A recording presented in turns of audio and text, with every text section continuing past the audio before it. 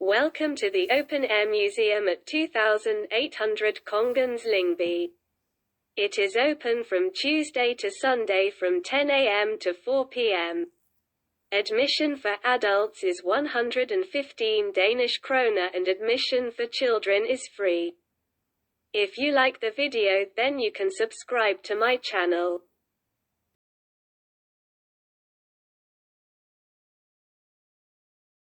Ager lies in the Dune Range out to the North Sea.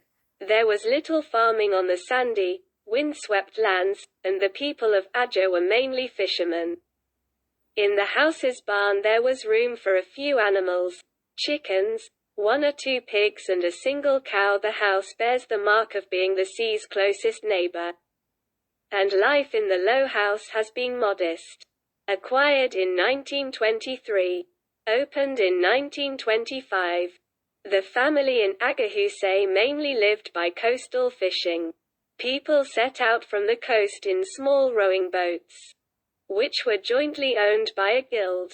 Long lines with many hooks were set from the boats. The bait was put on the hooks of a litter tray, which can be seen in the house's small kitchen. In the barn, a number of long lines hang to dry. Here is also the back basket for transporting fish. The fish was sold further inland by wives or older children taking the catch on their backs and selling from the back basket. Some of the fish were hung to dry or salted and sold on to merchants in the area. In 1834, fisherman Jens Jossen and his wife lived in the house. Their 15-year-old son lived with them, and a boy and a girl, respectively, 25 and 19 years. In 1845, Jens Jossen went on vacation with his wife, and he lived by making barrels. His son Niels Christian with his wife and 5 children had taken over the house from the parents. The family also had a 17-year-old maid. The last fisherman on the site, Niels Pedersen Nielsen, managed to have a total of 11 children. He took over the house with his wife in 1895. Around 1920, a picture was taken of some of the house's sons, Jens, Anton and Creston. They sit in the house's low and small living room at a finely covered coffee table, water-combed for the occasion. The house's current furnishings are older. It shows the house in the 1850s. On the front of one of the ceiling beams hangs a slave spear, made of a long knife blade on a shaft. During the war against Germany in 1848, wild rumors spread through Jutland. They were afraid that released penitentiary prisoners from Rendsborg would go on a ravaging and murderous rampage through Jutland, and armed themselves with homemade weapons. The threat never materialized. The Ager house is built in a long length with a residence at one end and a stable and barn at the other. The half-timbering of the walls is of very flimsy and bad wood, some of the wreckage from stranded ships. At the barn end, the walls are bricked with round beach stones, brought down from the coast. The house is a semi-detached house. This means that the entire length of the house's roof rests on heavy uprights, or beams, which lie on 2 parallel rows of posts. The space from the roof-bearing right strap to the outer wall is called a projection, and at Agerhuset there are projections on the entire back of the house, and on the front, where the end of the barn begins. The house has no chimney, just an open fireplace. The smoke escapes through a lyre hole in the ceiling. The lyre hole provides a good light down over the hearth.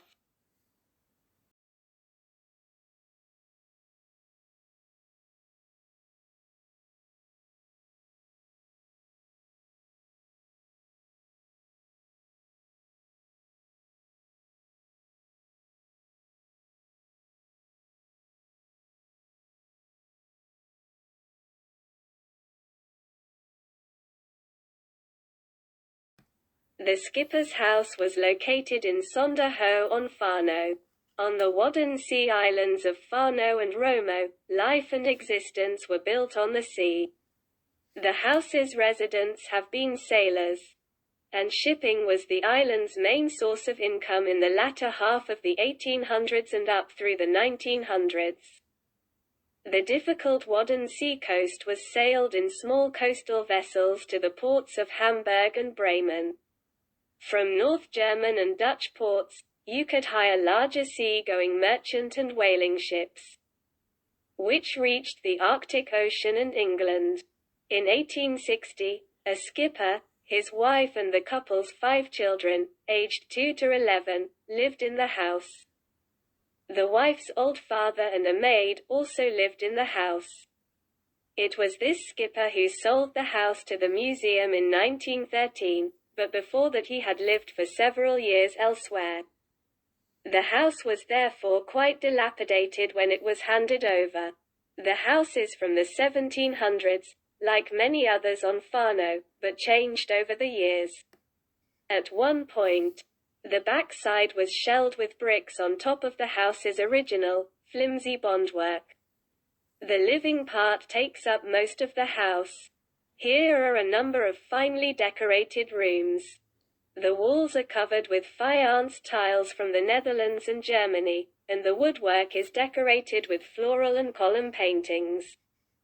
Faience tiles are typical in houses and farms in the western part of southern Jutland and the Wadden Sea area. The many connections to harbours and factories in Germany and the Netherlands brought new ideas with them in interior design. On one of the walls hangs a picture of a ship made of several tiles. It is commissioned work, and carried out for a Danish sailor at a German or Dutch faience factory. It shows the ship he himself sailed with. The house itself is of brick, and whitewashed red. There are painted details on the doors and windows, which give a cheerful and neat appearance. The barn end is very small and has room for a cow and a couple of pigs and maybe some chickens.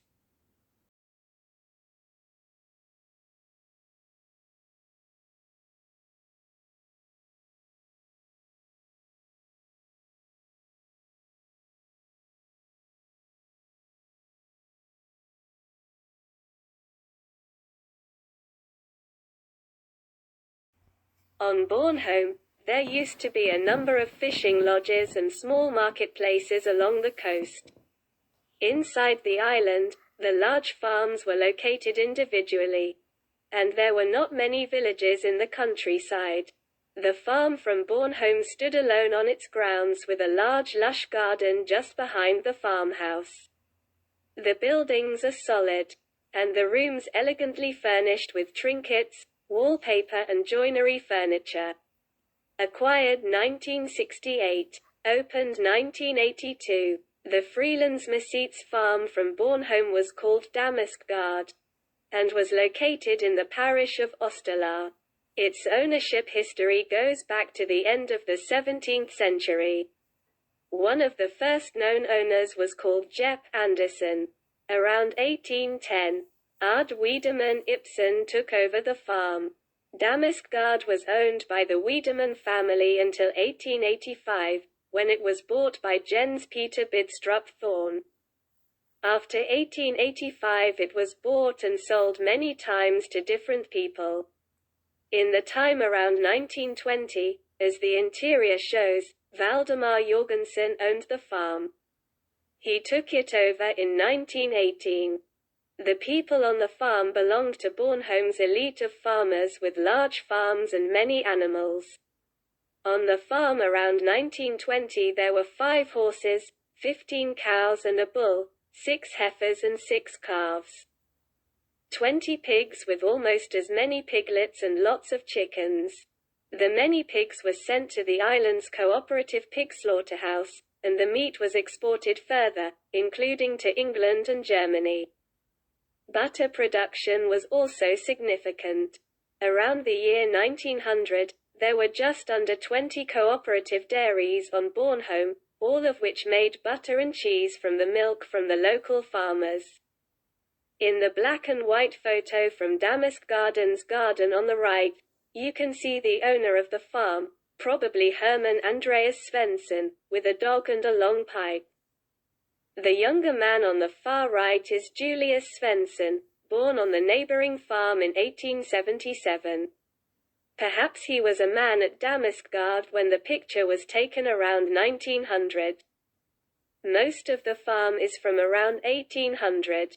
The eastern side was added in 1842, and in 1865 the small freestanding bakery and laundry house was built, which is behind the kitchen. During the 19th century, the farmhouse was made wider at the back, so that there was room for a large kitchen and a bedroom. The farm is built of solid half-timbered timber, and as in East Jutland and Funen. It is boarded up in one color, black, and whitewashed in another, here white. The face of the walls is partly bricked with burnt stone, partly clay-lined. In the extensions, you pay particular attention to the horse stable. It is spacious and whitewashed in a fine, light blue color. The blue color is said to have a deterrent effect on flies. But it also gives the room a very special light. The farmers valued their horses very much, and the horse stables on old farms are often slightly nicer than the stables for other livestock. The living rooms are furnished according to the taste and fashion of the time. An exception, however, is the large gable room, the hall. It is furnished as the large living rooms typically were in the country, with a bed, chests of drawers for storage and extra chairs and tables. The hall is not like the other rooms were wallpapered or modernized. It was used for storage, for parties and as a mortuary. Here the farm's dead lay in coffins for the few days that passed between death and burial. On Bornholm, the gardens were large, and flowers and fruit were grown in the mild climate. During the 19th century, the landscape style was adopted in the large gardens.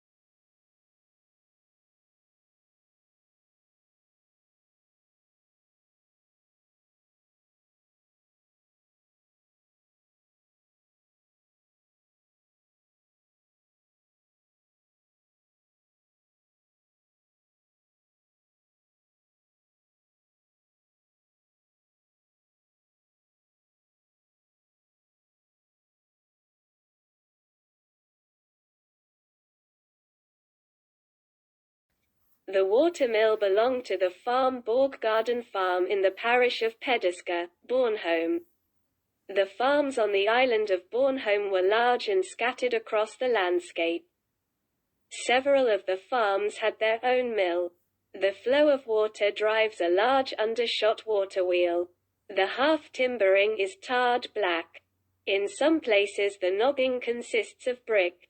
In others it is filled with sandstone.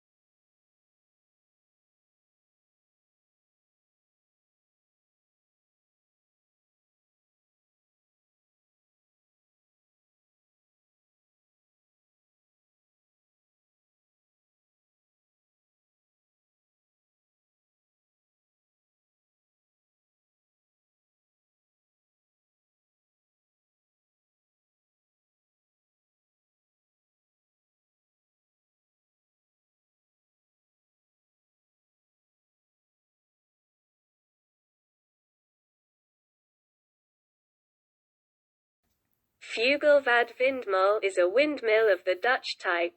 The type was invented in the mill-rich, flat Netherlands, and introduced in Denmark during the 18th century. The mill vanes sit on a rotating hat at the top of the mill. The hat is turned according to the wind with the help of the yaw rod and a yaw cart that can be driven around the lap, gallery. The wings are covered with sailcloth when the turbine is to run. The mill is divided into several lofts. Down below, within the round, a bridge loft, where the finished flour comes down from the mill loft, with the large stone mill. Above the mill ceiling is a rope ceiling with a hoist that is used to hoist sacks up and down. And finally, above the string ceiling, is the swivel mill hat. At the bottom, the horse-drawn cart was driven in through the gate and sacks of grain or ready-made flour were loaded on or off. Afterwards, you drove out through the opposite gate without turning the carriage around or backing out.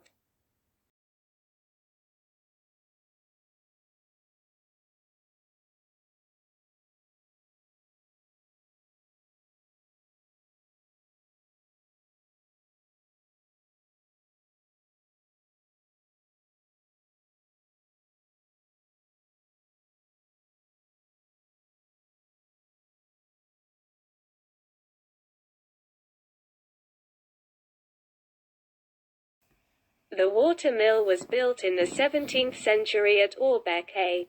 In the beginning it belonged to the Glorup estate, but at some point passed to the Lyckersholm estate. From 1825 until Frilandsmuseet's takeover in 1948, it was leased out to the Helleson family and several generations of millers. When the mill was moved to the Frilandsmuseet, the museum also took over a large portion of the family's furniture and very detailed accounts. In the 1940s, Anna Helleson told the museum's people about life at the mill. About its interior and daily life. Anna Helleson was the daughter of the last miller on the site. Acquired 1949, opened 1964. The mill served the local farmers of the estate and the area. Next to the mill room and storage is a cozy living room with tiled stove and long table. Here the farmers had a break with the miller's good beer when they had delivered grain or had to pick up flour, and the living room was almost always full. The miller got paid for beer and brandy. and he took his wages for grinding grain with the customs cup. The toll cup is a round shovel with a fixed target. For each sack that came in, the miller took one or more times with the customs cup down into the sack. The grain he got in surplus, he could freely sell on through the merchants of the market towns. The mill is located at one end of the large Miller Farm residential building. The mill contains a large mill and machine room, where the mill's two large grain mills are located. They are each powered by a separate mill wheel, which sits outside the mill house. Above the mill room there is a large grain store. The wheels are assault wheels. This means that the water flow falls onto the wheel from above from the higher-lying, raised mill lake behind the farm. The water flow can be regulated by means of a board which is raised up or down. There is also a grain sorter and an oat rolling machine in the grinding room. The machines are driven from the mills by means of an ingenious system of string pulls. In harvest time, you could also connect this rope pull to the threshing machine, which was placed in the farmyard or in the barn on the other side of the farmyard. Then the long ropes from the mill went across the courtyard. Ellisted water mill is displayed, and flour is milled on selected days, e.g. for Danish Mill Day. The Moller farm from Ellisted is large and solidly built. The mill at one end of the building is driven by two large mill wheels. The farm's living rooms are furnished in a neat clunk style according to the models of the time and the fashion of the market towns around 1880. Unlike several other buildings at the Frilandsmuseet, Mollegarden's farmhouse has not changed very much since the 18th century. In a surveyor's shop from 1729, the house can be found largely as it looks today. The large house was solidly built of oak timber, and the mill was, as now, at one end. There were also rooms in the attic at the time with windows to a high gable. The solid construction testifies to the miller's status on the estate and in the village. In the farmhouse, a perpendicular length has been added, which contains the utility room and milk chamber. The brew house is spacious with a large fireplace, and the milk chamber has a small heater. In contrast to the main house, the utility room is characterized by being built with recycled timber and timber of a slightly lower quality. It is not so finely colored either, but simply chalky white over sticks and stones. The extensions to the yard are built of flimsy timber, and they are whitewashed over cane and stone. When they were inspected in 1729, they were in poor condition. Something that was rectified by subsequent fixes. The mill has two carriage gates. One with space for a couple of work vans, and one with the Miller family's finer carriage. Mollen's living rooms are furnished like those of Anna Hellison's parents. At the end of the 19th century, they had the rooms decorated and furnished according to the fine and tidy clunk style of the time with upholstered furniture, wicker chairs, potted plants, hanging lamps and lots of small shelves and tables with trinkets. The living rooms were wallpapered and carpets were put on the floors. The large garden is green and laid out according to the English model approximately 1890. The paths are winding, and the garden contains two gazebos, where you can sit hidden in the shade.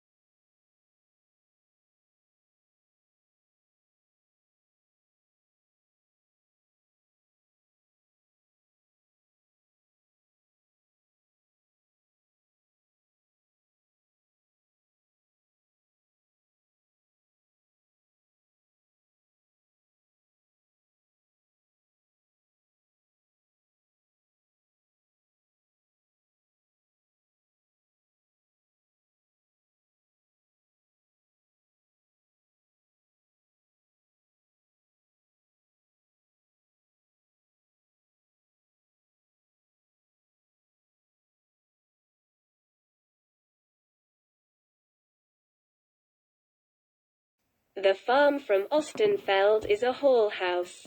All of the house's functions, accommodation, stables and storage rooms are gathered under the roof in one large room, the deal. The oldest parts of the house are dated to the 1580s, but it was rebuilt and expanded several times, e.g. in the 1680s and early 1800s. In the 1700s, 2 rooms were added on the large floor. A daily sleeping and living room, and a pantry for storage and guest services.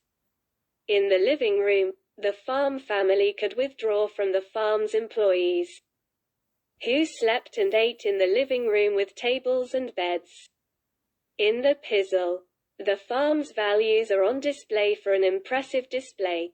Chests and cupboards are beautifully carved with heavy iron fittings. And on the shelves are pewter dishes and dangerous earthenware in beautiful rows. The farm has been passed down through several generations in a family of wealthy cattle farmers. The farm is built of hard, good timber. It is usually a sign of prosperity, but also an expression of the fact that Ostenfeld was located near the forested eastern southern Jutland. At one point, the spaces between the sturdy timberwork have been bricked up with burnt, yellow bricks in very beautiful patterns, in itself a major investment. Bernard Olsen regarded the hall house as the primordial form of farm construction, because people and animals stayed together in the chimneyless room with a floor fireplace. Danish farms with many rooms and chimneys were considered later developments of this primitive form. In the living room, the walls are covered with Dutch or German faience tiles. Tiled walls were common in the area and represented considerable value. Tiled walls helped insulate the house better, but they were also a sign of status. The yard is thatched, and the smoke is led out of the house under the thatched roof through a hole in the gable above the gate, the owl hole.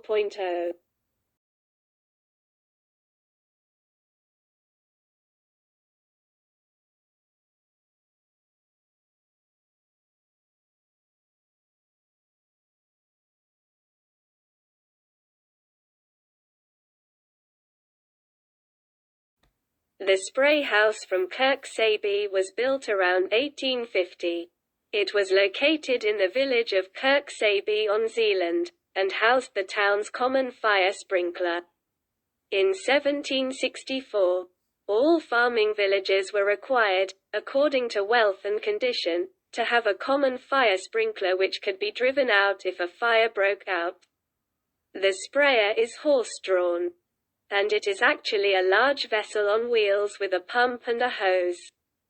This type was invented in the Netherlands in the 17th century. Before that time, you didn't have hose sprayers.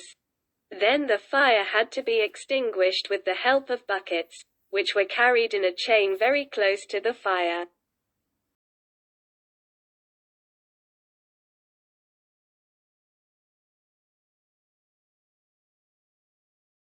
A town meeting was a gathering of the village farmers. A share in the rights and duties of the village went to the farmers or grandees, regardless of whether they were owners or tenants. They could make legal decisions when assembled in grande or town assembly under the leadership of the alderman. Outside the community, but subject to its decisions, stood the landless villages. The system of vidas and statutes and town meetings meant that the residents of the villages had to resolve internal disputes without interference from courts or other authorities. The farmers gathered for a town meeting could act as a court and impose punishments, most often as fines in the form of beer. The 3-length farmhouse is built of solid half-timbered timber. It looks nicer than it did at home, because some of the timber was replaced when it was moved to the Frilandsmuseet. 3-legged homesteads of a certain size were common on the mild and lush Funen. A typical Funen farm garden belongs to the house. The house was an attached house under one of the local estates. This continued to be the case until the Frilandsmuseet took over in 1926. The retainers hired themselves in return for providing retainer tax, land guild and labor on the manor's own fields. Next to it, the householder ran his small farm. Most householders could not live off the land alone, but had to supplement agriculture with day labor from the area's farmers when harvesting and threshing had to be done. Loans of the farmers' horses for plowing or driving could also be repaid with labor. On Funen, the husbandmen and their wives made good money growing hops and herbs in the gardens. Hops were an important ingredient in beer, which everyone in the countryside drank on a daily basis. In Denmark's leaner regions such as West Jutland or on the heath, the soil was not suitable for hop cultivation. Funen hops were used to a great extent, which were sold on through the market towns' merchants and trading houses. Seeds and dried herbs were sold on to the market towns' pharmacists, who were to use the plants in medicines and preparations. A skilled householder's wife could also make a lot of money raising geese for fattening and selling in the market towns, where her surplus of eggs and poultry could also be disposed of. As usual on Funen, the house is built of good half-timbering. It is an extra row of posts in the lower half-timbered row, a Funen and East Jutland feature. In the corners of the half-timbering, inclined braces have been placed, a feature that is particularly known from regions where abundant and solid half-timbering was built. According to Funen custom, the house's woodwork, here red, is painted a different color than the boards, which are whitewashed. It was said that every year you had to repair a broken blackboard and finish plastering the house by Pentecost. At least if you wanted to be known as a householder with things in order. The house contains, in addition to the small residence on the south side with a utility and storage room, kitchen, living room and great room, a small utility apartment located on the west side. The house's foot strap, the lower beam, rests on a series of heavy silt stones, which are the house's foundation. The house is a fireplace house with two chimneys. A chimney for the brewer's hearth, where you fire the oven and kettle, and a fireplace in the kitchen, where food was cooked on a daily basis. In the small living room, people ate at the table under the window and slept in the alcoves along one wall. The blacksmith was one of the village's most important men. He kept the peasants' productive apparatus going by shoeing their horses, repairing plows and iron implements, and by putting iron on the wagon wheels. He could take out a bad tooth with his pliers, and he often understood horses and their diseases. The forge was built by the priest at Orbeck Rectory in 1847. The priest allegedly wanted to get himself an extra income by paying for the construction of a local forge, which could be rented out to a village blacksmith. Perhaps the village lacked a blacksmith when the priest built the forge. The forge was rented out over the years to a number of different blacksmiths, some of them married, some unmarried. The blacksmith had the right to provide blacksmith work and services to all the farmers of the area.